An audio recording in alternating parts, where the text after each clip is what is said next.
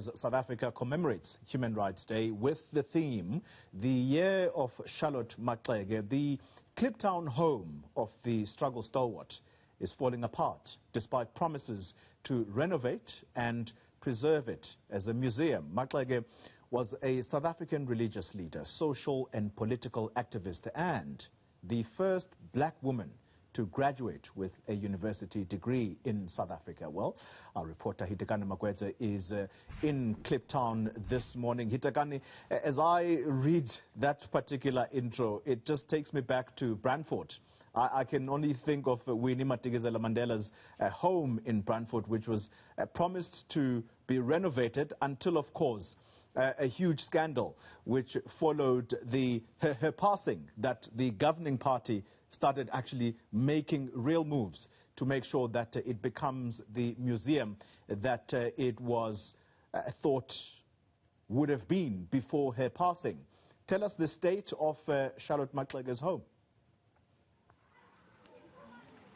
Well, Kholi, the connection between these two stories and the leaders that are Winnie Madikizela Mandela and Charlotte Maxeke are uncanny. In fact, where I am right now, it is the home of Charlotte Maxeke, and as you can see, there's a board behind me that reaffirms the promise to renovate this house and make it into a museum. In fact, in 2015, the former Gauteng infrastructure MEC, Mayor Nandi Mayatulakoza, promised that the provincial government was going to do indeed what you just said, to turn this house, this more than 100-year house, into a museum and preserve it so that not only this community but a lot more people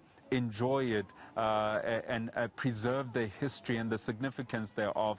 This woman was, of course, a leader in this community, but also a leader in the nation as well. She was also part of those 1956 women who marched to the union buildings demanding the rights of women. So it is a significant name, and that's why the national government has chosen her name to tie on to Human Rights Day this year. And it is, of course, begging of the question, if the government, attaches such value in this name, then why is it that her house and the community in which she used to live in and what she stood for in terms of the value of this community is not preserved and is not treated in the same way? I must also add that there is a board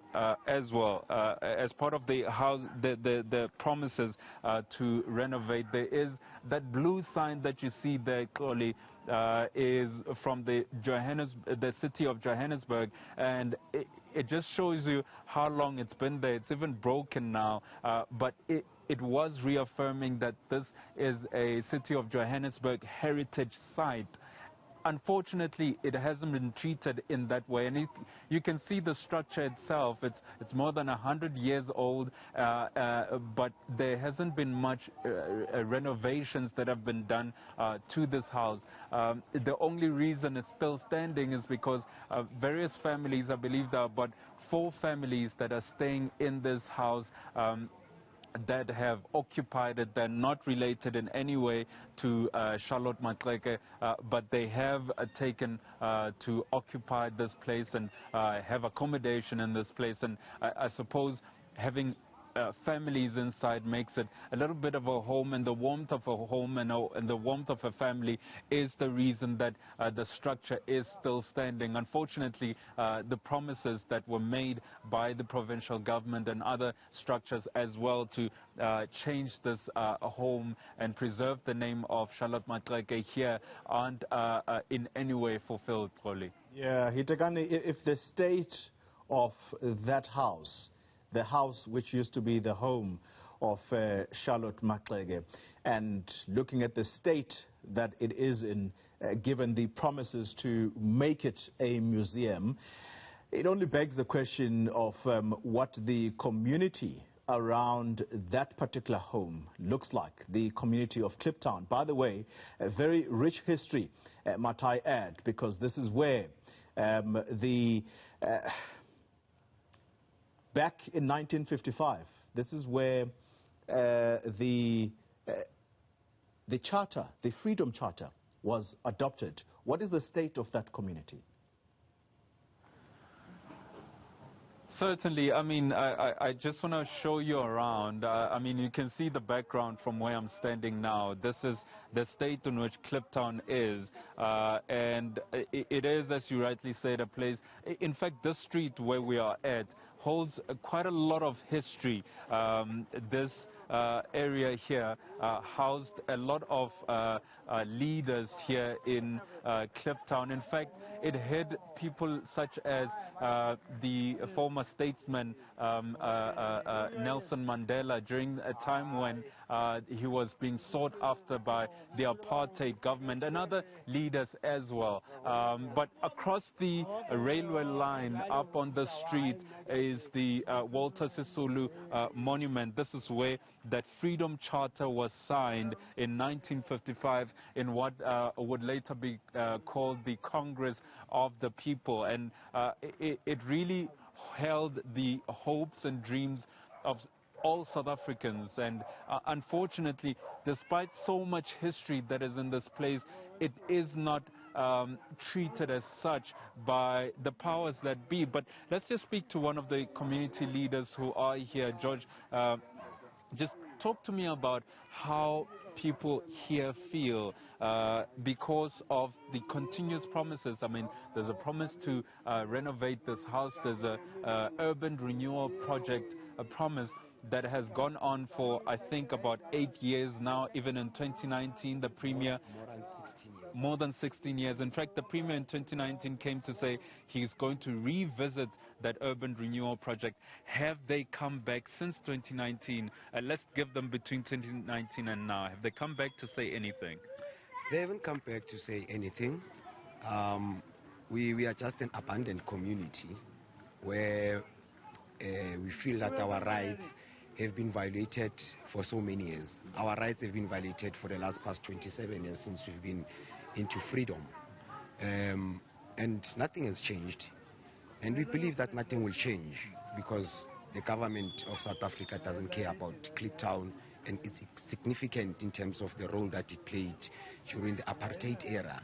And the people that used to, to live here, like Mama Charlotte Maxeke, Baba Nelson Mandela, you name all of them, they know it. Actually, the African National Congress, Kliptown was one of their, we would say, hiding place or something like that, but they don't care. Do the people here in Kliptown, are they aware of the deep history that this place holds?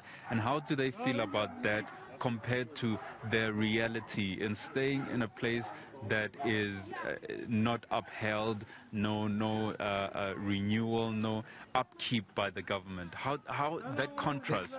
The people are much aware. We've been, I'm bred here in Kliptown, raised here in Kliptown, and I can tell you the history of Kliptown as much as many people can tell you. We know where we are.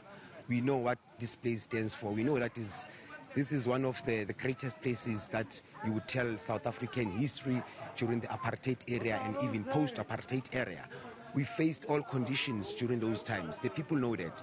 People of Kliptown have been to streets, toying, closing streets, fighting with the government for service delivery and for them to be recognized among areas and people that have been recognized. Those played significant role during the apartheid area. But we are just talking and fighting over death. Yes, people don't hear us. Like, we have tried everything. We've been to courts. We've opened cases with Human Rights Commission under Jones Buang.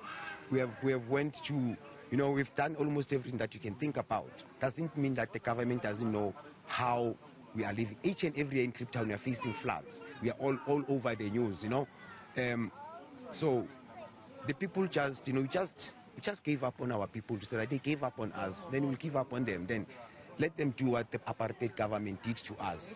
What can we do? And on a day such as Human Rights Day today, what is the feeling here in the community? We don't know what's that.